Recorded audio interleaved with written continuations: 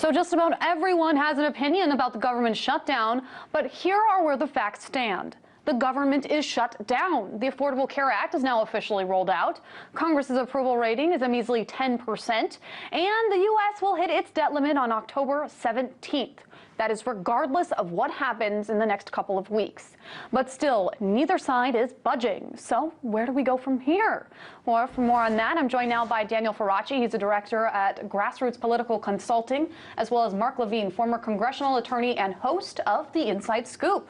Gentlemen, thank you so much for joining me. Thanks for having us. Daniel, I want to start with you. John Boehner blames President Obama and the Democrats. Democrats blame the Republicans.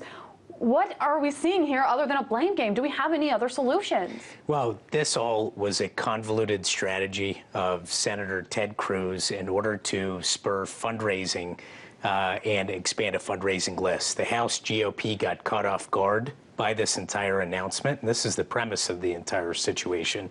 And in a desperate attempt to show that they were doing something, we're here where we are today. In addition to that, since 2007, there has not been a budget passed under regular order. So an abdication of responsibility from both parties on passing a budget and creating the tension that we have today feeds into where we are today. But this is nothing but a blame game, pot shot, and the GOP is going to suffer for this one long term. So what is it going to take to get the GOP and the Democrats to work together, Mark? It's going to take the American people to get angry. It's going to take them to calling the Republicans. It's going to take, frankly, Wall Street to collapse a little bit. It's going to take, as the debt ceiling deadline approaches, people to panic. And people will panic, and I think Dan's right. It's going to hurt the Republicans for quite a long time to come. The ones that will hurt most are the few moderate Republicans left, the ones in the Northeast, the ones in states that still are competitive, the ones that matter most, frankly, in the 2014 elections. It's interesting. The majority of Republicans didn't want to do this. As Dan points out, this is a strategy for a minority of a minority. Ted Cruz is running for president. He wants to do some fundraising, but they backed themselves in a corner. And now they don't want to blink, and yet they have to because the government has to be funded. But this can't be solely blamed about a fringe segment of the Republican Party. Let's face it, the Democrats played a big role in this as well, right? Yeah, definitely. Both parties, as a premise, played a role into where we are today and to the underlying tension. However, this was, I mean, if the GOP would have really strategized and really wanted to defund or work on defunding this law, they could have had the backbone and attacked the mandatory spending side and expose Medicare and Medicaid cost shifts, all the rest. In addition to that, they could have just skipped the defunding and just gone for other options, the individual mandate or the medical device tax, and passed the CR with that, tried to negotiate a more long-term CR. I mean, there was a lot better strategic plays that they had, but I have to agree over here with Mark. I mean, they did back themselves into a corner. They took the Cruz and Rubio feud back and forth, one trying to one-up each other, and created the situation of today. However, the one thing I do say, the GOP will definitely suffer unless they find a way to come back to a cohesive message, and with weak leadership, that's probably not going to happen. But I think the entire political structure is going to suffer, because I noticed the difference between this polling-wise and 96 is it was a lot closer to a full across-the-board blame of both parties, the kick-the-bums-out mentality. And if this prolongs itself, it's going to continue on that path as well. It's important for people to understand, though, why the Republicans are far more to blame than the Democrats here. The Democrats simply want to keep the government going. They frankly want to keep the government going at Republican spending levels. So this isn't a fight like the normal fights over how much to spend. Democrats have caved in completely to Republican spending levels. That's what they're putting forward. The Republicans say, look, we know that Obamacare is going to be very popular, and it's starting today, and the American people are going to like it. We have to stop it before it starts. We don't like this law.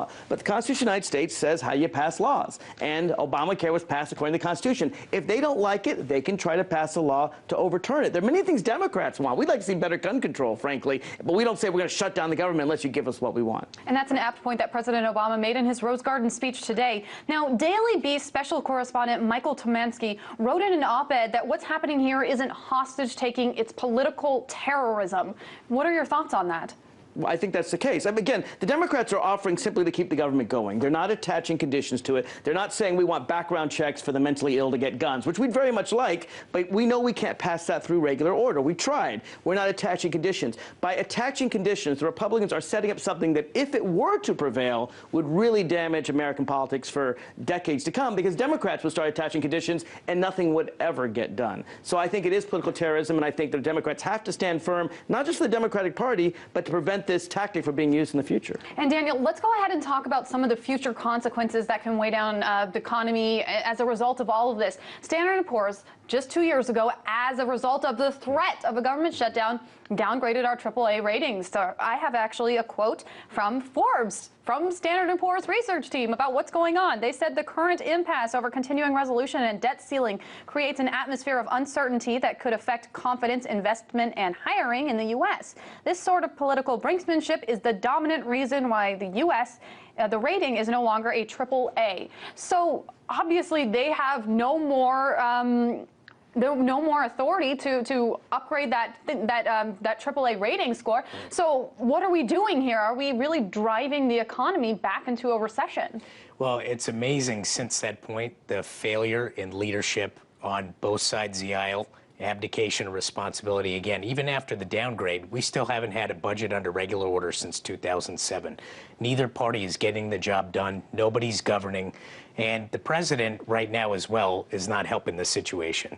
He's out there making speeches, taking shots at everybody instead of pulling people into a room, using the pulpit he has, and telling everyone, let's get the job done.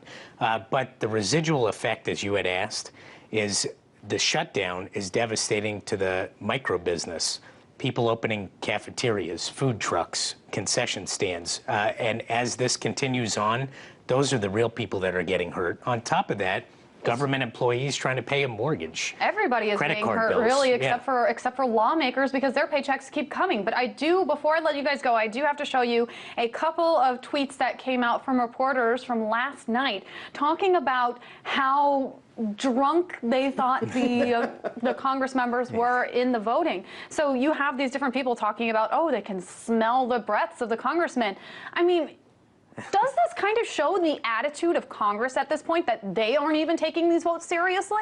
Look, when the American people in 2010 voted for Republican Congress, I came on TV and I said the American people, maybe not know it, but they're voting for gridlock. They're voting for a dysfunctional Congress. So, you know, to the extent the Americans are complaining, only 10% approval rating for Congress, I would argue Americans voted for this dysfunction, and they need to fix that in 2014 by voting for the only party that's having coherent proposals, and I would argue that's my party, the Democratic Party. That is the appeal of Mark Levine, former congressional attorney and the host of the Inside Scoop. And I was also joined by Daniel Faraci, director at the Grassroots Political Consulting Group. Thank you so much.